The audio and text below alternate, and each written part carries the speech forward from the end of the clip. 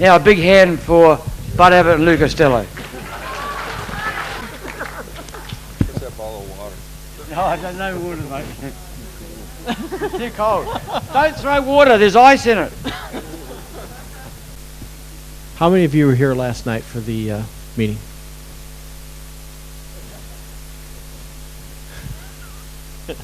We're not talking about the rugby match. We're talking about the other part.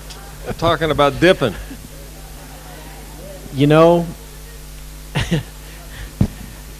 Well, yeah. go ahead. Should we should we find out who wasn't here? Who wasn't here? Where were you? Oh. Yeah. Well, you know, I'll be honest with you. When I was praying about this last night. And I don't know about you, but when I got back to over to the beach huts, I couldn't get to sleep. The presence of God was just resting on me. And he said, you know, you're preparing these people for something that I want to do. When we talked about dipping you and we're talking about all of that, that's part of what you need because you're going to go back out.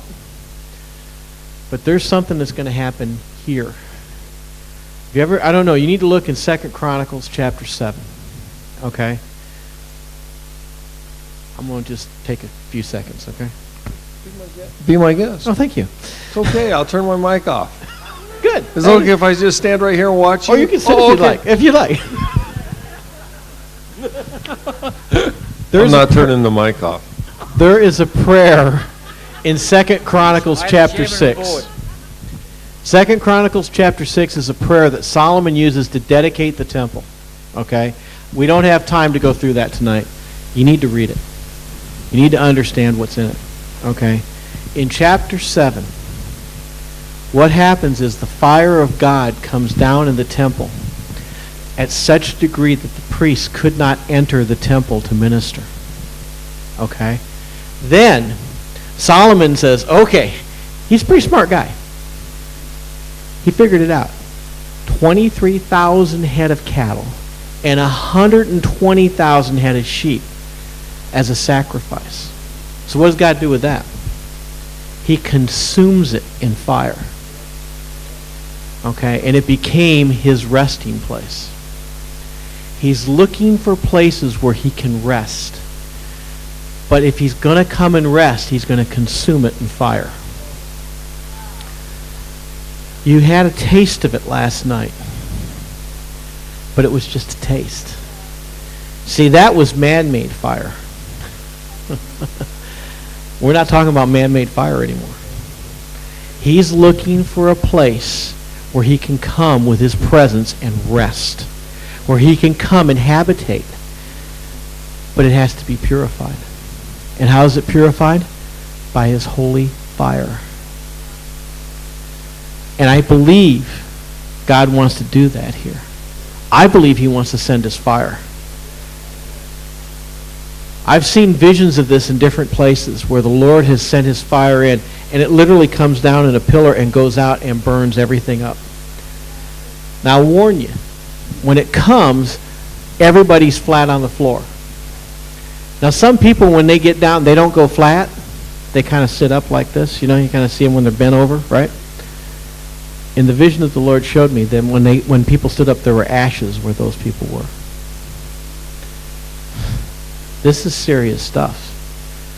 When his fire comes, you think it got hot last night? You know, Greg talked about temperatures and talks about it, and if you're familiar with scientific terms, in Kelvin. Okay, we're talking way up there, where metal melts. Nothing stands in it, okay? And that's the kind of fire he wants to send. But he's got to have a people that are willing to do it. This isn't something that he's going to come and bring into a place if people aren't prepared or willing to accept it. And so that's what he's looking for. He's looking for a place that is willing to receive his fire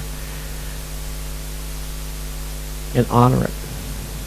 Because if you look at what Solomon did, when the fire first came, everybody was shook. I mean, the people of Israel fell on the ground and started praising God. When his fire shows up, it's impressive. Okay?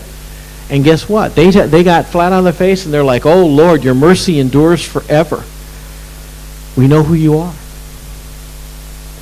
And then Solomon sits there and goes, you know what? We need to really make a sacrifice to God. 23 days this lasted. This wasn't something that came, oh, it's Sunday night, so the fire's coming. This was something that took time. This took preparation. What we did last night was part of that preparation. Because you know what? If you're not used to the heat, you're not going to stand in the fire. I don't know how many of you have ever been around a kiln. I've been around kilns. My aunt used to do pottery. And I was a kid, we would go down in her basement where she had it. It got hot down there. And you think that's hot? Wait till you get this fire. This is a new level. This is something that's going to come and it's going to cleanse. You got to understand something. God's coming back and he wants a pure and spotless bride. That means our junk gets to get burned away. It's a purifying, holy fire that comes to cleanse us. That doesn't sound like a lot of fun, to be honest with you. You know, we used to have a men's group at our church years ago, and our joke used to be that there's Lord's knocking on the door. The bad news is he's got firewood in his hands. Okay? How many people here have ever seen gold be purified? You have? Okay, you know what I'm talking about. A few of you have. They heat it up, and what happens? All the impurities rise to the top, and they skim them off. Then they let it cool down. What do they do next? They heat it back up. Okay, so when you start talking about gold and how pure it is, that's based on the fact of it being heated back up, cooled back down. Heated back up, cooled back down. And each time it's heated up, they take more impurities off of it. That's what God wants to do. Over the next season, you're going to have the fun of pastoring this. I get to go home. It's going to come. And that fire is going to purify the body. The Lord wants you to know. Study those two chapters in there, 6 and 7. Because that's what he wants to release here. I know that part of what we have to do is get you ready for this. And part of getting you ready for this is getting you to a place where you have been, as Greg said, I think you used the term dipped, isn't it? Dipped. So that you're prepared. Because you know what? The more you're dipped in it, the more you're familiar with it. If you've never been dipped, you don't know what you're supposed to be in. Last night was a chance for us to taste it. But you need to go in there and stay in there. It shouldn't be something that we go, wow, we had a great tent meeting and we made it in. That should have been Friday night. Okay? That should be the goal on Friday night, not on Sunday night. And so that's part of what you need to realize. When the meetings start to happen, the goal is to get there right away and then continue to move further. And if you're satisfied with just stepping in for a short period of time, you're never going to go to the next level. See, part of the reason why the Lord let us taste that last night was to get you hungry for it. So that when you look at it again, you're going, oh, I need more of it. I'm not happy with having a few minutes of it. I want to be in it. You know, Greg was talking about the fact if you don't hit a certain temperature, basically, they have to throw the pots away. It's a waste of time. If it doesn't get above that 1800 degrees, gets into the 2000 plus degree range, they're worthless. But you know, when they're in that phase, that's when they become this beautiful piece of artwork that God's created. The fire means something. And for each one of us, We need to be willing to be put into the fire and left there. When you come and look at, you open up that kiln a week later, you talk to Greg about it. It's hot in there. That thing's been turned off. Those pots are too hot to handle. After all that time. Why? Because there's residual heat in it. There needs to be residual heat in each one of you. If you think you're going to go out into the world and change it, you better have some heat in you. Because there's got to be something that when the people come to you, they can get.